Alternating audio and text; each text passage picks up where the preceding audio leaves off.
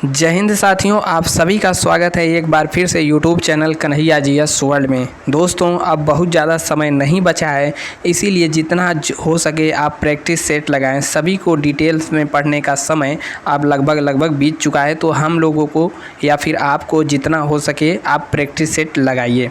तो उस क्रम में हम लोग साइंस प्लस जीके का प्रैक्टिस सेट लगा रहे हैं और यह चौथे नंबर का प्रैक्टिस सेट है। असिस्टेंट रेडियो, हेड रेडियो और वर्कशॉप के लिए हम लोग यह क्लास ले रहे हैं।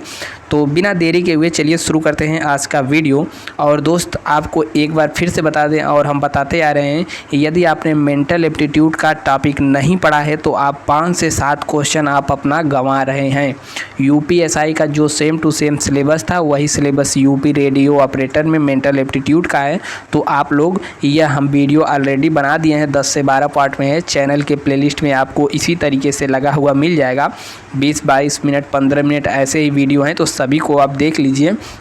और इसके अलावा जो हम तीन प्रैक्टिस सेट, कहाँ गया भाई, एक मिनट, उसके अलावा जो हमने 3 और मेंटल एप्टीट्यूड का वीडियो बनाया है, ठीक है, 1-2 अपलोड हो चुका होगा, उसको भी देख लीजिए। यह एकदम रामबाण सिद्ध होगा, साबित होगा, ठीक है। ये तीनों में लगभग 50 क्वेश्चन आपको मेंटल एप्टीट्यूड को देखने के मिल जाएंगे। और दोस्त नए हैं तो आप चैनल को सब्सक्राइब कर ही देंगे और घंटे के निशान को भी ज़रूर दबाना है, तभी आपको नोटिफिकेशन मिलेगा। और लाइक का बटन भी दबा देना है, इससे मिलता है हमको मोटिवेशन। तो चलिए आपका मोटिवेशन बढ़ाते हैं और प्रैक्टिस सेट लगाते हैं। आपका जितना भी क्वेश्चन सही हो आप नीचे एक बार कमेंट में बताते हुए चलिएगा। देखिए, पहला क्वेश्चन है आपके सामने, सदिश और अदिश राशि से 1-2 क्वेश्चन आपको देखने को मिल ही जाएगा। तो पहला क्वेश्चन पूछ रहा है कौन सी भौतिक राशि अदिश राशि है। अदिश यहाँ पर पूछ रहा है, तो आपको अदिश सदिश बेहतरीन तरीके से पता हो गया होगा। चुंबकीय बल क्षेत्र सदिश राशि है, कोणीय वेग भी सदिश राशि है, संवेग भी सदिश राशि है। यहाँ पर अदिश राशि कौन मिल जाएगी, विद्युत धारा। अदिश राशि वे राशि होती है जिनमें दिशा व परिमाण नहीं होता है, ठीक है, और सदिश राशि में दिशा और परिमाण दोनों होता है। नेक्स्ट क्वेश्चन यहाँ पर कह रहा है, क्वेश्चन नंबर 2, द्रव्यमान यम वाली एक वस्तु गति v के साथ स्थानांतरित होती है और इसमें गतिज ऊर्जा k है। यदि इसका वेग दोगुना कर दिया जाए तो इसकी गतिज ऊर्जा कितनी होगी। तो चलिए एक न्यूमेरिकल आ गया, तो इसके लिए एक सूत्र होता है, गतिज ऊर्जा k बराबर होता है 12mv²। तो इसमें सब चीज़ दे ही रखा है, कह रहा है कि इसकी वेग को दोगुना कर दिया जाता है। तो चलिए वेग को दोगुना हम लोग कर दें, तो यह सब जैसे है इसको ऐसे ही रहने देना, इसको छूना नहीं है। जिसमें परिवर्तन करने को कहे बस इसी को छेड़ना है। तो यहाँ पर v दोगुना कर रहा है, जब हम इसको v को दोगुना कर देंगे तो k का मान क्या हो जाएगा, k का मान 4 गुना हो जाएगा। तो क्या कह रहा है कि इसमें गतिज ऊर्जा कितनी हो जाएगी, तो यहाँ पर 4k, ठीक है। तो ऑप्शन नंबर सी इसका सही जवाब हो जाएगा। नेक्स्ट क्वेश्चन यहाँ पर है, कह रहा है 5 किलोग्राम की एक वस्तु को 2 मीटर की ऊंचाई तक उठाया जाता है, इस प्रक्रिया में कितना कार्य किया जाएगा। और जी दे दिया है 9.8 ही आपको मानना है। तो इसके लिए भी एक फार्मूला होता है, W बराबर mgh। तो चलिए सभी मान रख दीजिए। W बराबर हमें निकालना है, m का मान 5 रख देंगे, g का मान दे दिया है 9.8 रख देंगे और h का मान यहाँ पर 2 रख देंगे, ठीक है। तो टोटल गुणा करेंगे, 5 दूना 10 और 9.8, यानी कि गुणा करने के बाद यहाँ पर आपका आ जाएगा 98 जूल। तो ऑप्शन नंबर डी इसका एकदम सही जवाब हो जाएगा। नेक्स्ट क्वेश्चन यहाँ पर देखिए क्या कह रहा है। नेक्स्ट क्वेश्चन यहाँ पे कह रहा है कि जब एक वस्तु एक समान वृत्तीय वेग उत्पन्न करती है तो निम्नलिखित में से कौन सा परिवर्तित होता है, ठीक है। एक समान वृत्तीय गति कोई कर रही है तो इसमें जो दिशा है, यानी कि हर क्षण यह दिशा अपनी बदल देगी, क्योंकि वृत्तीय गति कर रही है। तो इसका ऑप्शन नंबर डी हो जाएगा, यानी कि दिशा इसका परिवर्तित होता है। नेक्स्ट क्वेश्चन है यहाँ पर, कह रहा है कल्पना कीजिए कि एक हल्का ग्रह भारी तारे की वृत्तीय त्रिज्या में परिक्रमा कर रहा है। कक्षा की त्रिज्या r एवं ग्रह का परिक्रमण काल t है। यदि ग्रह और तारे के बीच गुरुत्वाकर्षण बल r के पावर -5/2 के अनुक्रमानुपाती है तो t² बराबर क्या होगा। तो इसका देखिए आंसर सही जवाब हो जाएगा 45वें का C, ठीक है। 7 के पावर टी स्क्वायर आर की पावर 7/2 टी स्क्वायर प्रोपोर्शनल दे दिया है तो पूछ दिया, तो इसका ऑप्शन नंबर सी सही जवाब हो जाएगा। नेक्स्ट क्वेश्चन यहाँ पे कह रहा है एक ग्रह किसी स्थूल तारे के चारों तरफ वृत्ताकार कक्षा जिसकी त्रिज्या आर है और टी आवर्तकाल से परिक्रमण कर रहा है, ग्रह और तारे के बीच गुरुत्वीय आकर्षण बल 1/r के समानुपाती है। तो देखिए इसके लिए क्या करना होगा, जैसे जैसे क्वेश्चन का है वैसे वैसे कर देना है। तो कह रहा है कि एक कोई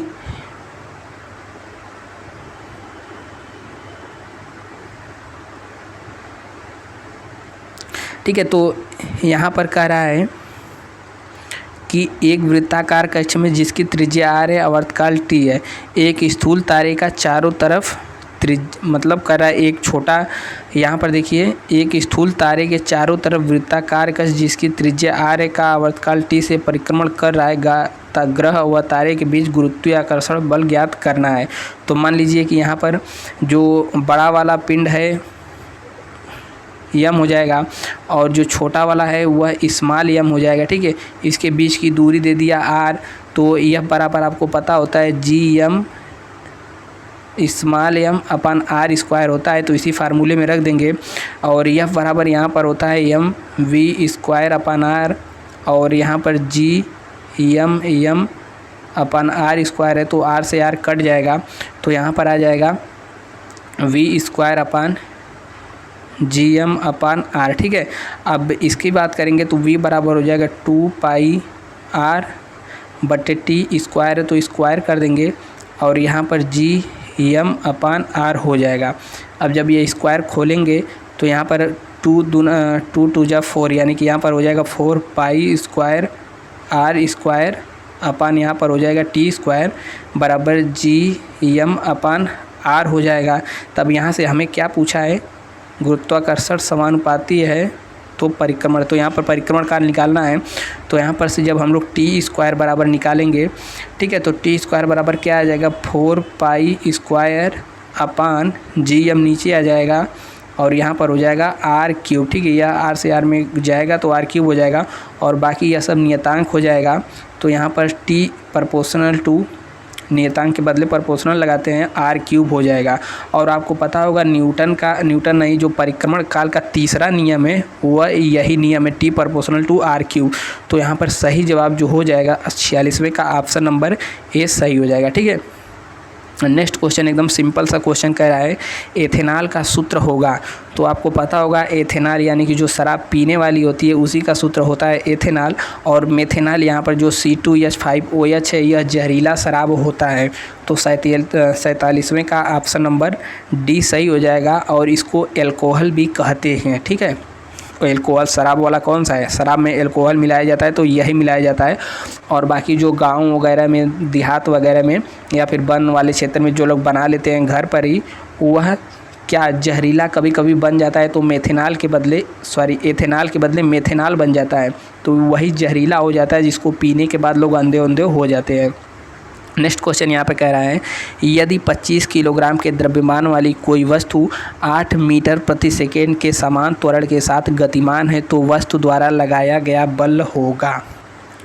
48वां, तो यहाँ पर एकदम सिंपल, यहाँ पर यम दे ही दिया है और त्वरण भी दे दिया है और यहाँ पर बल पूछा है। तो बल बराबर क्या होता है, एफ बराबर एम ए होता है।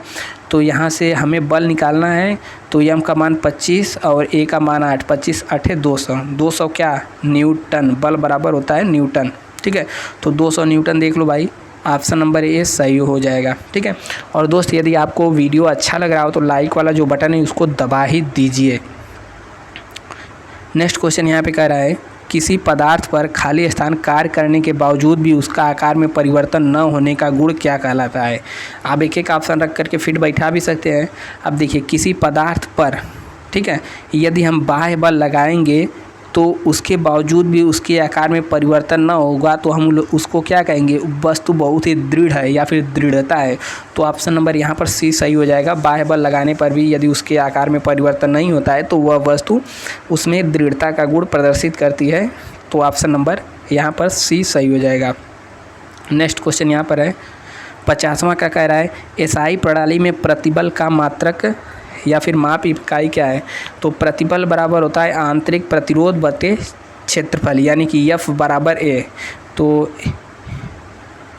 F प्रतिबल बराबर, तो प्रतिबल बराबर होता है F अपान A, F यानी कि न्यूटन, F बराबर न्यूटन, A बराबर यानी कि मीटर स्क्वायर। तो क्या हो जाएगा, न्यूटन प्रति मीटर स्क्वायर। तो ऑप्शन नंबर 50 का सी सही जवाब हो जाएगा। नेक्स्ट यहाँ पे कह रहा है 1/μ0ε0 की बीमा क्या है। तो इसकी बीमा आपको डायरेक्ट याद होनी चाहिए, 91 का L²/T⁻² होता है। नेक्स्ट क्वेश्चन यहाँ पर, निम्नलिखित धातुओं में से सबसे अधिक प्रतिक्रियाशील कौन सी धातु है। तो देखिए हम आपको यहाँ पर बता दे रहे हैं, इसको याद रखिए लीजिएगा। प्रतिक्रियाशीलता का क्रम आपको याद रखना है, सबसे पहले के सबसे ज़्यादा प्रतिक्रियाशील होता है, उसके बाद यहाँ पर सोडियम मिल जाएगा, ठीक है, सोडियम प्रतिक्रियाशील होता है इसके बाद, और सोडियम के बाद मैग्नीशियम होता है और एल्यूमिनियम होता है।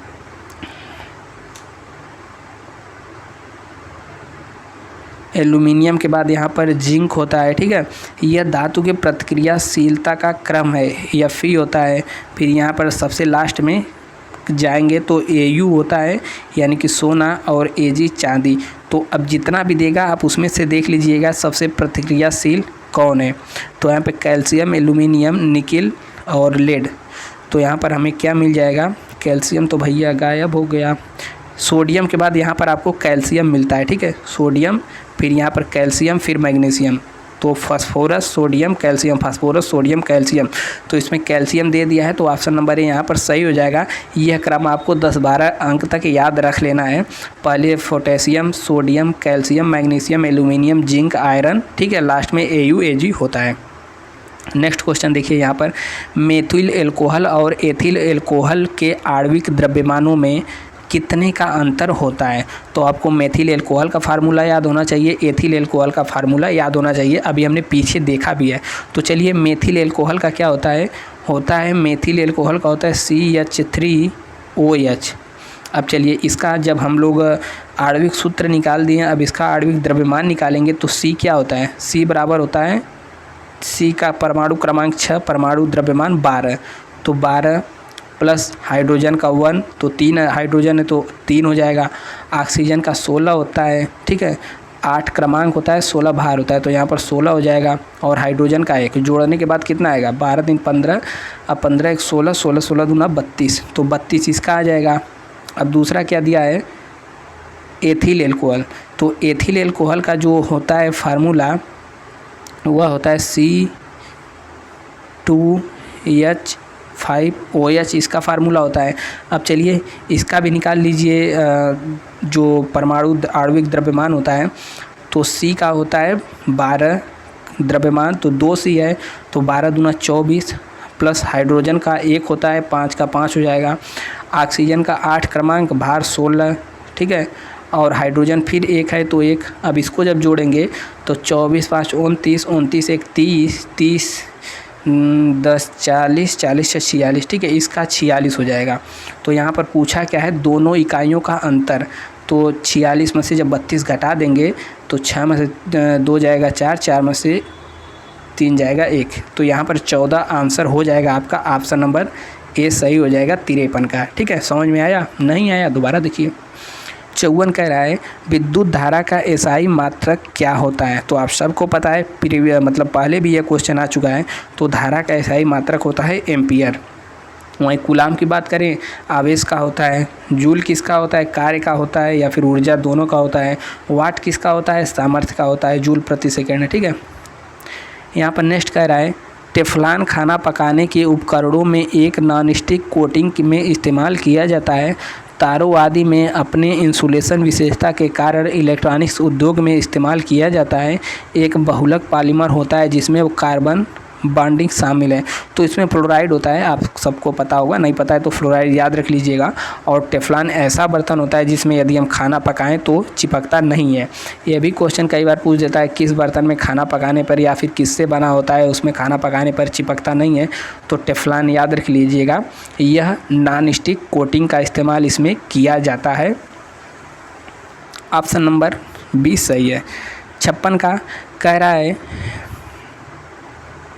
0.1 किलोग्राम वजन की एक गेंद को स्थिर स्थिति से गिराया जाता है जब यह 2 मीटर की दूरी से गिरती है, यानी कि ऊंचाई दे दिया 2 मीटर, तो गुरुत्वाकर्षण बल के कारण होने वाला कार्य कितना होगा। जबकि जी भी दे दिया है, यम भी दे दिया है, यम दे दिया, जी दे दिया, यहाँ पर एच दे दिया। तो हमें निकालना क्या है, स्थितिज ऊर्जा निकालना है। तो स्थितिज ऊर्जा यानी कि कार्य की बात कर रहा है, तो यानी कि डब्लू बराबर क्या हो जाता है, यम जी एच। तो एम जी एच से बहुत सारे सवाल आपको देखने के मिलेंगे। तो 0.1 गुणे जी का मान रख देंगे 9.8, जी का मान यहाँ पर 9.8 और एच का मान 0.1। जब सबको गुणा करेंगे तो ले दे के कितना आ जाएगा, 1.96 जूल। ऑप्शन नंबर यहाँ पर ए सही हो जाएगा। ठीक है। 57 कह रहा है 50 किलोग्राम भार का एक लड़का 45 चरण की सीढ़ियां 9 सेकेंड में तय चढ़ जाता है और प्रत्येक चरण की ऊंचाई 15 सेंटीमीटर है, तो उसकी शक्ति का पता लगाएं। तो देखिए इस क्वेश्चन को एक बार ध्यान से समझ लीजिएगा, पहले भी यह क्वेश्चन आ चुका है। देखिए कह रहा है एक सीढ़ी है, सीढ़ी इस प्रकार से होती है, आप सबको पता है। कह रहा है सीढ़ी की ऊँचाई कितनी है, सीढ़ी की ऊंचाई 15 सेंटीमीटर है, यानी 15 सेंटीमीटर सीढ़ी की ऊंचाई है। और क्या कह रहा है 45 चरणों में सीढ़ियाँ, यानी कि टोटल 45 बार चढ़ता है। अब 45 बार जब चढ़ेगा और प्रत्येक 15 सेंटीमीटर है तो कितना हो जाएगा, 15 चौक 50, 15 तिया 45, 15 चौक 15 5 75 को 5 7, 15 चौक को 15 तिया 45, 15 चौक 60 67, 675 हो जाएगा। यह क्या हो गया, यह टोटल ऊंचाई हो जाएगा। ठीक है, कहाँ गया भाई, देखिए टोटल ऊंचाई एक बार फिर से देखिएगा, 45 चरण में चढ़ता है और 15 सेंटीमीटर ऊंचाई है, तो कि टोटल ऊंचाई कितनी हो गई, 675 सेंटीमीटर हो गई। लेकिन हमें मीटर में बदलना है तो 100 से भाग देंगे, तो यह ऊंचाई हमें पता चल गई। अब यहाँ पर कह रहा है कि जी दे दिया है और 50 किलोग्राम भार दे दिया है, तो शक्ति निकालना है। तो सबसे पहले हमें क्या निकालना पड़ेगा, स्थितिज ऊर्जा।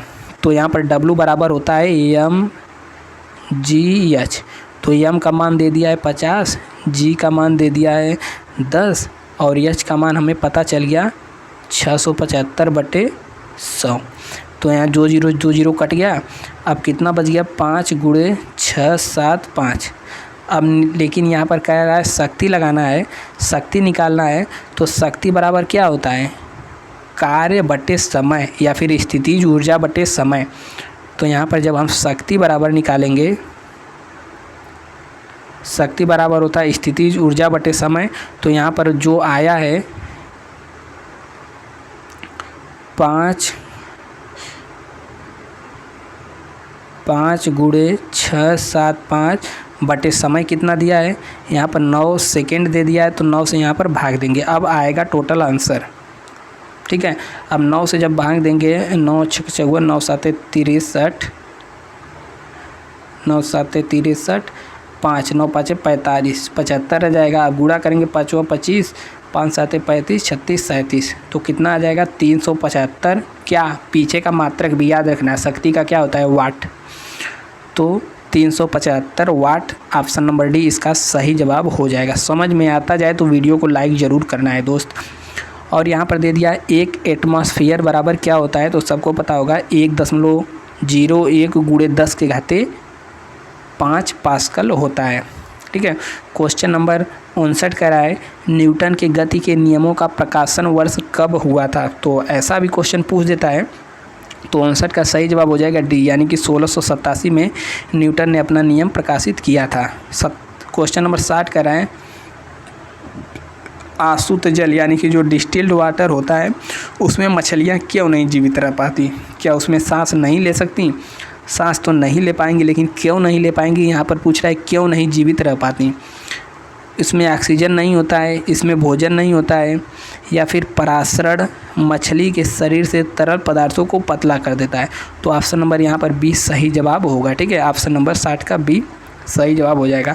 अब ख़त्म होता है यहाँ पर साइंस का पोर्शन। अब बढ़ते हैं हम लोग जीके की ओर।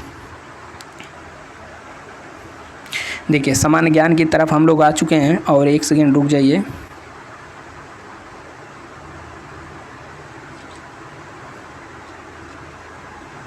ठीक है, चलिए ठीक है। सामान्य ज्ञान पहला क्वेश्चन कह रहा है कि माउंट आबू स्थित मशहूर दिलवाड़ा का जैन मंदिर, पहले ही बोल दिया दिलवाड़ा में कौन सा मंदिर है, जैन मंदिर है, निम्नलिखित में से किस समुदाय का पवित्र तीर्थ स्थल है। तो हमने पहले ही बता दिया जैन मंदिर है, तो किस समुदाय का है, जैन समुदाय का यह प्रसिद्ध तीर्थ स्थल है। तो ऑप्शन नंबर कौन सा सही हो जाएगा, बी। ठीक है, और आपको पता होना चाहिए यह जो ऊपर दिलवाड़ा का मंदिर है 5 मंदिरों का समूह है, और कहाँ पर स्थित है, राजस्थान का सिरोही ज़िला पड़ता है, और उसी में माउंट आबू पर्वत पर स्थित है, जैन तीर्थंकरों को समर्पित है। नेक्स्ट क्वेश्चन, 1540 में कन्नौज की लड़ाई शेर शाह और किसके बीच लड़ी गई थी। तो 62 का ऑप्शन नंबर बी हो जाएगा, शेर शाह और हुमायूं के बीच में लड़ी गई थी। कौन हारा था इसमें, हुमायूं हार गया था। ठीक है, और सूर्यवंश का स्थापना यहीं से हो गया था। भारतीय स्वतंत्रता संग्राम में करो या मरो का नारा किस आंदोलन से जुड़ा है। तो गांधी जी द्वारा जुड़ा है। सन 1942 में जब भारत छोड़ो आंदोलन गांधी जी स्टार्ट किए थे, तभी इन्होंने करो तथा मरो का नारा दिया था। ऑप्शन नंबर डी सही हो जाएगा। नेक्स्ट क्वेश्चन यहाँ पर है, भारतीय संविधान खाली स्थान को अस्तित्व में आया, यानी कि भारतीय संविधान कब अस्तित्व में आया। तो 64 का सही जवाब हो जाएगा 26 जनवरी 1950। और देखिए 26 नवंबर 1949 को तो यह पूरी तरीके से लिखा जा चुका है, और 26 नवंबर 1949 को संविधान दिवस के रूप में मनाया जाता है। ठीक है, संविधान सभा द्वारा इस दिन इसको पारित कर दिया गया था 26 नवंबर 1949 को, लेकिन प्रभाव इसका लागू कब किया गया, प्रभाव में कब आया, 26 जनवरी 1950 को प्रभाव में आया। नेक्स्ट क्वेश्चन, भारतीय संविधान का अनुच्छेद 48A पर्यावरण का संरक्षण और सुधार एवं वन्य जीव की सुरक्षा किससे संबंधित है। तो जब हम लोग पढ़ेंगे तो 48A किस में आता है, DPSP यानी कि राज्य के नीति निर्देशक तत्वों में आता है, और यह राज्यों के ऊपर है कि राज्य इसे लागू कर सकता है। ठीक है, तो ऑप्शन नंबर डी यहाँ पर सही जवाब हो जाएगा। नेक्स्ट क्वेश्चन कह रहा है, लोकसभा में राज्यों से कुल कितने सदस्यों की संख्या होती है। तो 530 सदस्यों की संख्या होती है राज्यों से, और बकिया 20 कहाँ से होती है, केंद्र शासित प्रदेशों से। नेक्स्ट क्वेश्चन, सौर ऊर्जा किसके द्वारा उत्पन्न होती है, यानी कि सूर्य में जो ऊर्जा है, ऊर्जा कहाँ से आती है, नाभिकीय विखंडन से आती है, नहीं, नाभिकीय संलयन से आती है। 67 का ऑप्शन नंबर ए सही हो जाएगा। और यह हाइड्रोजन बम में भी पूछ दे यदि ऊर्जा कहाँ से आती है, या फिर हाइड्रोजन बम में क्या होता है, तो नाभिकीय संलयन होता है, जबकि परमाणु बम में क्या होता है, नाभिकीय विखंडन होता है। ठीक है, क्वेश्चन नंबर 68 कह रहा है कि हिमालय पर्वत किस प्रकार के पर्वत का उदाहरण है। तो नवीन पर्वत है, नवीन बलित पर्वत, नवीन बलित यहाँ पर ऑप्शन ही नहीं दिया, तो 68 का क्या होगा, परतदार। हिमालय पर्वत किस प्रकार का पर्वत है, तो देखिए नवीन पर्वत भी है, वलित पर्वत भी है, या फिर यहाँ पर परतदार पर्वत भी कह सकते हैं। इसका निर्माण कैसे हुआ था, तो वलन की प्रक्रिया के द्वारा हुआ था। तो ऑप्शन नंबर ए यहाँ पर सही हो जाएगा। ठीक है, नेक्स्ट क्वेश्चन है यहाँ पर, भारत में हरित क्रांति का जनक किसे कहा जाता है। तो 59 का सही जवाब हो जाएगा। सन 1966-67 के दौरान हरित क्रांति का जो स्टार्ट किया या फिर इसको प्रारंभ करने का श्रेय किसे जाता है, तो जाता है नॉर्मन अर्नेस्ट बोरलॉग को जाता है, और इनको नोबेल पुरस्कार भी मिला था। तो सही जवाब क्या हो जाएगा, बोरलॉग साहब कहाँ गए, स्वामी हरित क्रांति का जनक MS स्वामी, हरित क्रांति का जनक MS। ठीक है, वर्ल्ड वाइड जो हैं, वर्ल्ड में जिनको जाना जाता है नॉर्मन बोरलॉग को, लेकिन भारत में यहाँ पर पूछा है तो भारत में कौन होंगे, MS स्वामीनाथन यहाँ पर होंगे। तो सही जवाब क्या हो जाएगा, 69 का ऑप्शन नंबर बी है। ठीक है, नेक्स्ट क्वेश्चन, भारत में सर्वाधिक लंबा प्लेटफार्म कहाँ पर है। तो गोरखपुर वालों को पता होगा और हम सबको भी पता है, यदि आपने करंट या फिर GK अपडेट रहते हैं तो यहाँ पर गोरखपुर सही जवाब होगा। विश्व में सबसे लंबा प्लेटफार्म गोरखपुर है, लेकिन वर्तमान में जो बन रहा है अमेरिका में कोई शहर है वहाँ पर सबसे लंबा प्लेटफार्म बन रहा है। 71 का सही जवाब क्या होगा। भारतीय रिजर्व बैंक का लेखा वर्ष कब होता है। तो लेखा यानी कि भारतीय रिजर्व बैंक का लेखा वर्ष कब होता है, जनवरी दिसंबर गलत है, यहाँ पर सही जवाब हो जाएगा जुलाई। 31 जुलाई से 1 जून तक, 1 जुलाई से 31 जून तक यहाँ पर रहता है। ठीक है, 1 जुलाई से 31 जून तक रहता है। और रिजर्व बैंक के बारे में आपको पता होगा 1 नवंबर 1949 को इसका राष्ट्रीयकरण कर दिया गया था, लेकिन स्थापना पूछ दे तो 1 अप्रैल 1935 ईस्वी को इसका स्थापना हुआ था। राष्ट्रीयकरण 1 जनवरी 1949 को हो गया था RBI। वर्तमान में कौन गवर्नर है, एक बार नीचे आप कमेंट करके बताएंगे। नेक्स्ट क्वेश्चन है, निम्नलिखित राज्यों में से साक्षरता दर किस राज्य में सबसे अधिक है। तो मिजोरम, यहाँ पर केरल सही जवाब होगा, लेकिन यहाँ पर केरल दिया नहीं है, तो केरल के अलावा यहाँ पर मिजोरम सही जवाब हो जाएगा। पूर्वोत्तर राज्य मिजोरम में भी साक्षरता जो दर है लगभग 91% के आसपास है। यहाँ पर केरल रहता है तो केरल में 93 से 94% साक्षरता दर है। दोस्तों थोड़ा जल्दी इसलिए भाग रहे हैं क्योंकि हमें और भी टॉपिक को कवर करना है, और आप देखते रहिए। निम्नलिखित में से कौन सी राशि सदिश राशि नहीं है, यानी कि सदिश राशि नहीं है, इसका मतलब कौन सी राशि अदिश राशि है।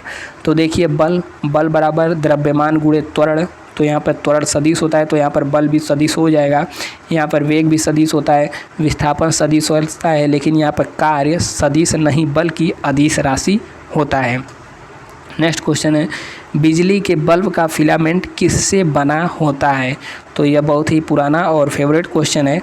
तो टंगस्टन का बना होता है बिजली का बल्ब, और आपको पता होगा इसका गलनांक बहुत ही ज़्यादा उच्च होता है, लगभग 3000 के करीब आसपास, इसीलिए इसे बनाया जाता है ताकि पिघले उगले न। नेक्स्ट क्वेश्चन, हाइड्रोजन की परमाणु संख्या कितनी होती है। तो परमाणु संख्या इसकी 1 होती है, ऑप्शन नंबर डी सही हो जाएगा। 76, प्रकाश संश्लेषण वनस्पति कोशिकाओं में स्थित खाली स्थान होता है, यानी कि प्रकाश संश्लेषण वनस्पति कोशिकाओं में कहाँ स्थित होता है। तो 76 का सही जवाब हो जाएगा ऑप्शन नंबर बी, क्लोरोप्लास्ट में यहाँ पर होता है। ठीक है, IP एड्रेस में कितने बिट्स होते हैं। तो 1 से 2 क्वेश्चन, 2 नहीं 1 ही या फिर 2 भी देखने को मिल सकता है आपको कंप्यूटर का भी यहाँ पर क्वेश्चन। तो IP एड्रेस 32 बिट्स की संख्या के रूप में यहाँ पर होता है। ठीक है, तो ऑप्शन नंबर 77 का भी सही जवाब हो जाएगा। 78 कह रहा है, गरबा कहाँ का लोक नृत्य है। तो गरबा यहाँ पर कहाँ का हो जाएगा, गुजरात का। गरबा हो गया, डांडिया हो गया, यह सब कहाँ होता है, गुजरात। तो ऑप्शन नंबर सी सही जवाब हो जाएगा। ठीक है, नेक्स्ट क्वेश्चन, प्रसिद्ध राष्ट्रीय गायक भीमसेन जोशी का संबंध किस घराने से है। तो इनका जो घराना है किराना घराना, ऑप्शन नंबर बी सही जवाब हो जाएगा। ठीक है, 79 और 80 और लास्ट कह रहा है, निम्नलिखित में से किस फसल के उत्पादन में उत्तर प्रदेश में प्रथम स्थान पर नहीं है। तो देखिए, गेहूं के उत्पादन में उत्तर प्रदेश नंबर 1 पे रहता है। गन्ना के उत्पादन में वर्तमान में, चीनी के उत्पादन में भी यूपी नंबर 1 पर है, और आलू के उत्पादन में भी यूपी नंबर 1 पे रहता है। लेकिन यहाँ पर जो दे दिया है चावल, तो चावल के उत्पादन में यूपी नंबर 1 पर नहीं रहता है। ठीक है, अब बाकी बात करेंगे नेक्स्ट वीडियो में अगले टॉपिक के ऊपर। और आप लोग से एक रिक्वेस्ट है कि वीडियो को लाइक ज़रूर किया करें और कमेंट करके बताया ज़रूर करें कि प्रैक्टिस सेट कैसा लगा। और देखिए अब टाइम तो ज़्यादा बचा नहीं है, इसलिए जितना ज़्यादा से ज़्यादा हो सके आप लोग प्रैक्टिस सेट लगाएं और रिवीजन करें। ठीक है, और नई ज़्यादा चीज़ों पढ़ने पर फोकस न करें, जितना भी पढ़ा हुआ है उसके ही पढ़ें। ठीक है, बाकी हमारा भी एग्ज़ाम है रेडियो ऑपरेटर वाला, तो हेड और असिस्टेंट हमको भी देना है। तो देखिए, चलिए मिलते हैं किसी नेक्स्ट वीडियो में, और मेंटल एप्टीट्यूड को आप लोग कवर करके ज़रूर जाइएगा। ठीक है, और बाकी वीडियो को लाइक कर दिए हैं। मिलते हैं नेक्स्ट वीडियो में, तब तक के लिए जय हिंद। स्वस्थ रहिए, मस्त रहिए और पढ़ते रहिए, मुस्कुराते रहिए। जय हिंद।